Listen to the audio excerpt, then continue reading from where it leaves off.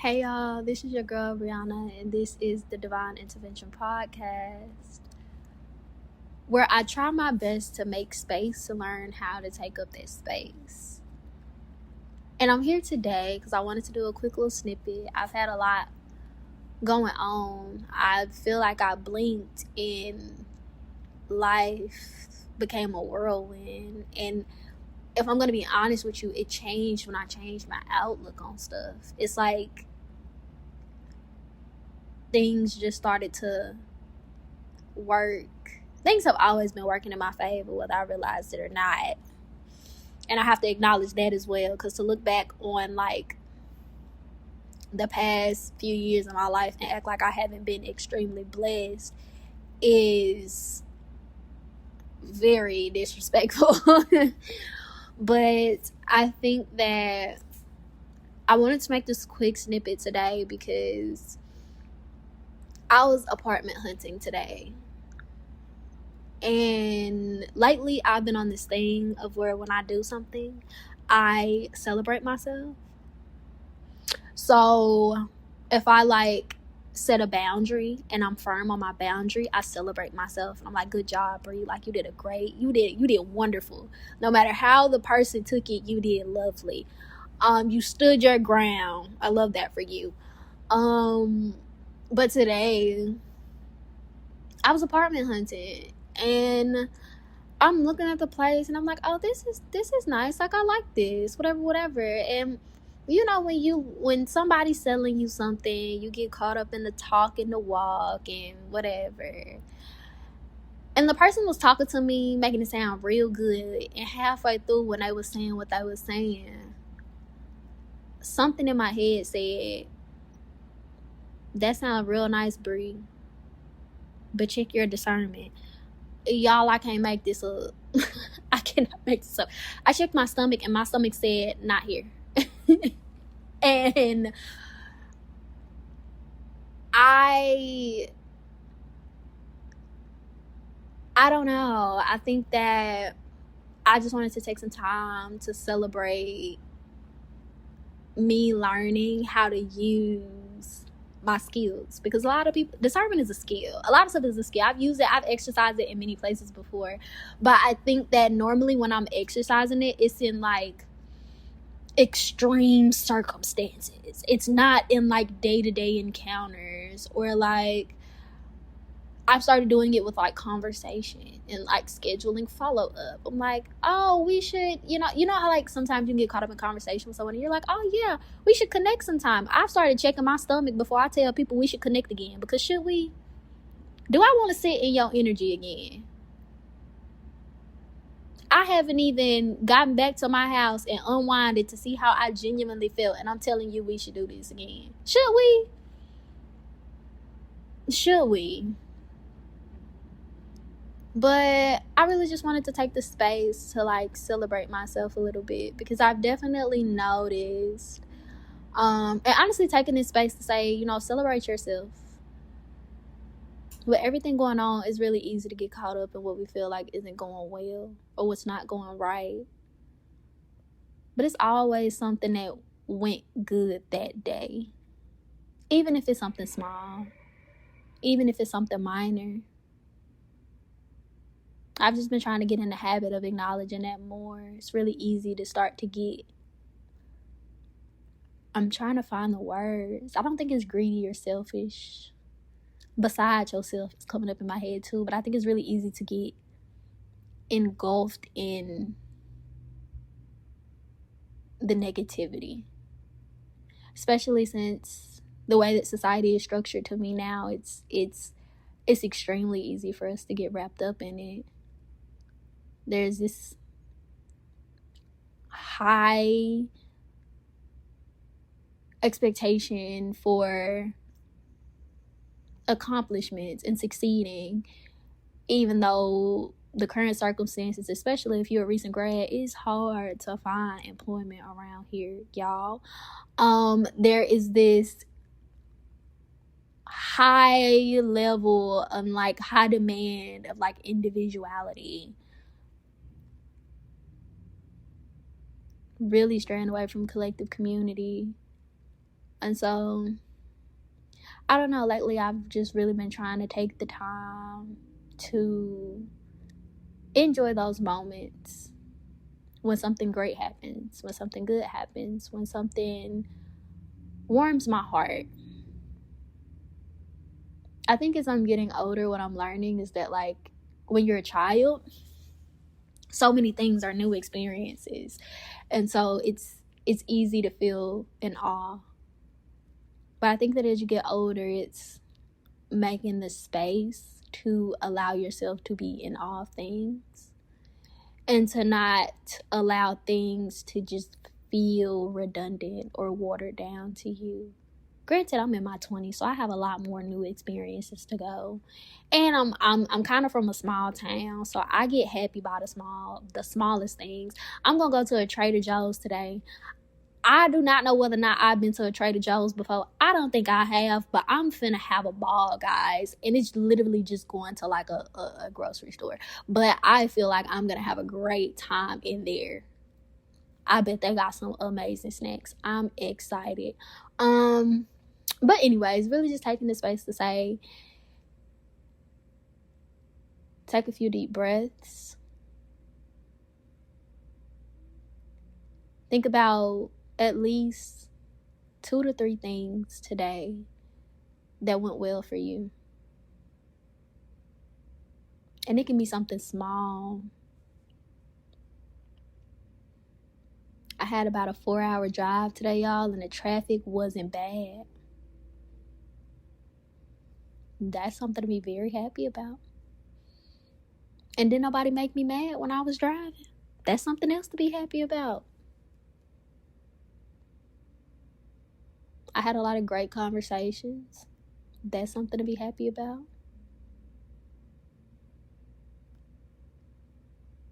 Just trying to find a way to create a culture or create a lifestyle where joy and the acknowledgement of the good is the center. I was talking to a friend the other day about how, and this was a random circumstance, but she was talking to me about how she went to a place, and in the back of her mind she was saying, I really hope I don't see, or I really hope that this doesn't happen. And lo and behold, is that the saying? I feel like I be remixing sayings. Anyways, exactly what she didn't want to happen happened because she manifested it. And I think that's another reason why I've been so happy getting into like yoga and getting back into like meditation for real and sitting with myself and taking the time to really ground myself, because I realized that when I shifted what I was putting my energy towards, everything realigned to give me my greatest desires. And it made me think about how often I've given my energy to the negative.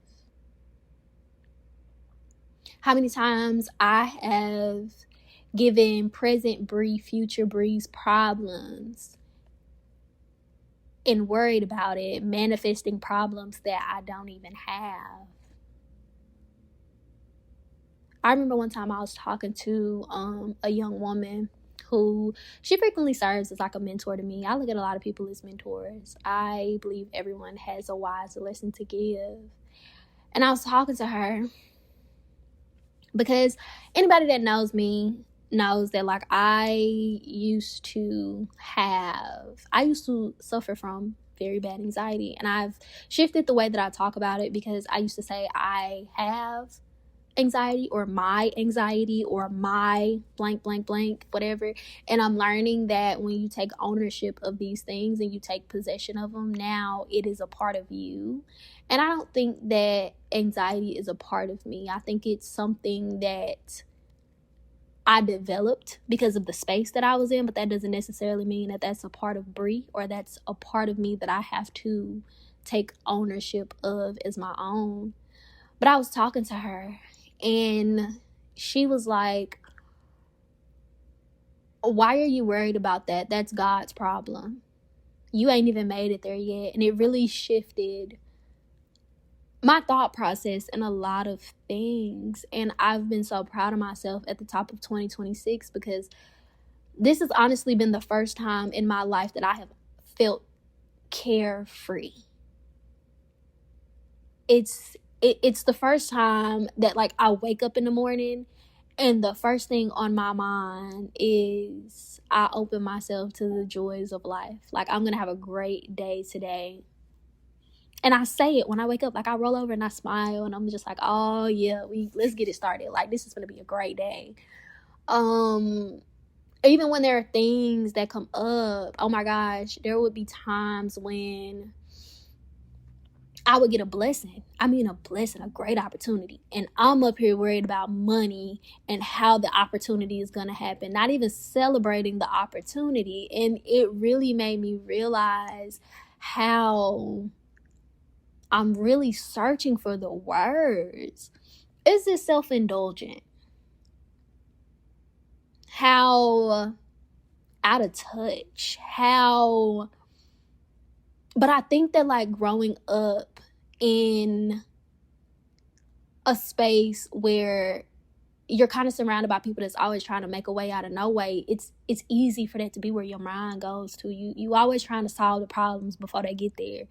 You're always problem solving. You're always thinking, well, I don't have enough money, or I don't have enough this, or I don't have enough that. But think about the thing that you had enough of to get the opportunity.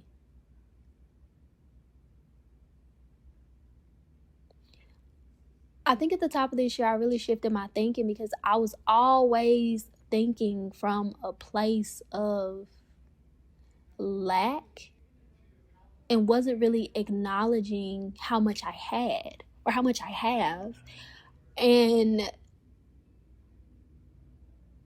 I truly believe that that's why, like, the work of how you view yourself, self-perception, and, like, your relationship with yourself, I feel like it's so important because there are a lot of mindsets, systems, and, like, things that we build from the environments that we were in. And it's not intentional. It's not anything. I didn't realize... There's so many things about myself I realized at the top of this year because I was finally in a place financially. And this is really what has opened my eyes to a lot these past months. When I finally got to a place financially where I could breathe a little bit, I realized how problematic so many ways I thought was. I realized how my mind was always in a state of survival. Like, I really was never in the moment. I was never appreciating things in its entirety because I was so busy trying to hold on to it and make it last as long as it could. And I'm gonna be so honest. I realized probably my senior year of college that is the exact way that I even navigated love and relationships and dating.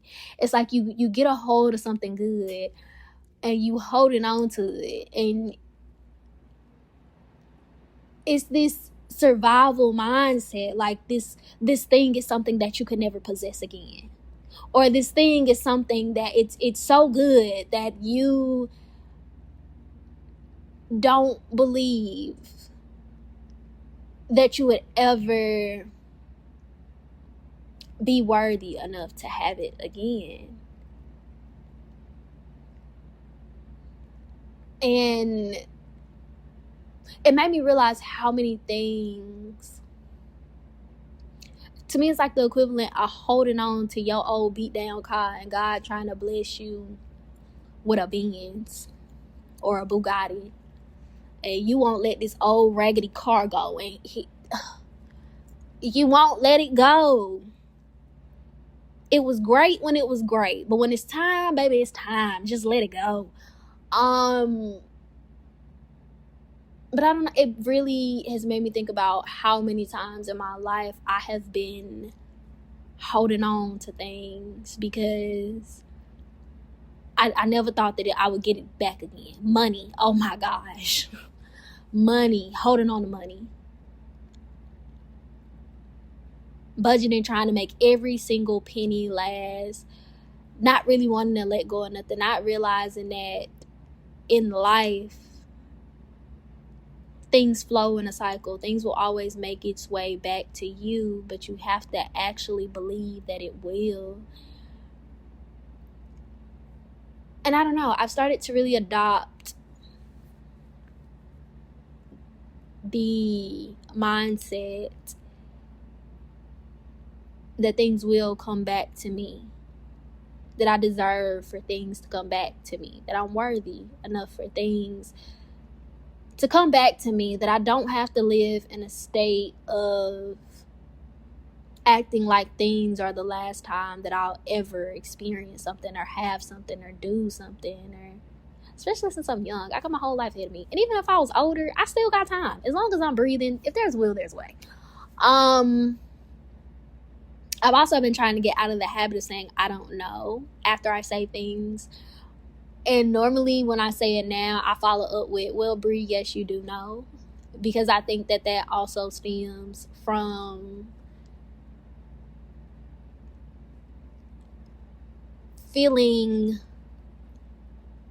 afraid to get it wrong. And I think that I'm learning that it's okay to get things wrong. How else are you gonna learn?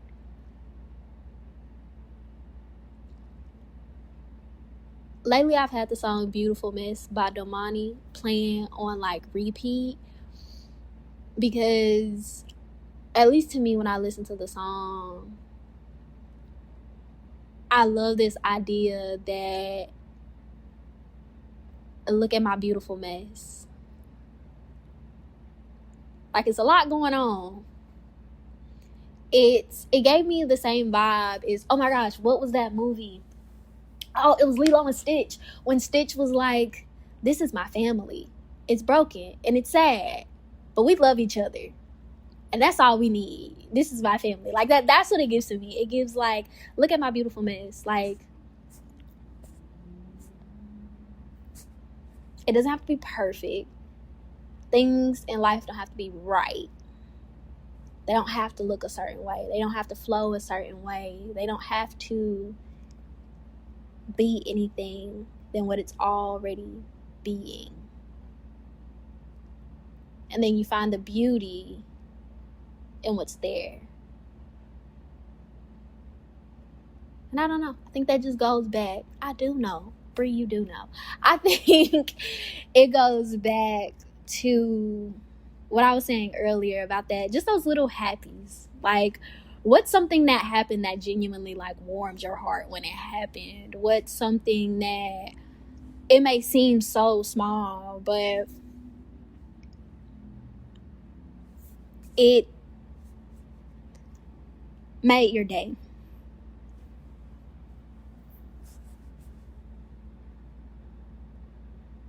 But it's kind of all I wanted to share. If you made it this far, thanks for joining me today. Go drink some water, do some stretches, touch some grass, and I'll see you in the next one.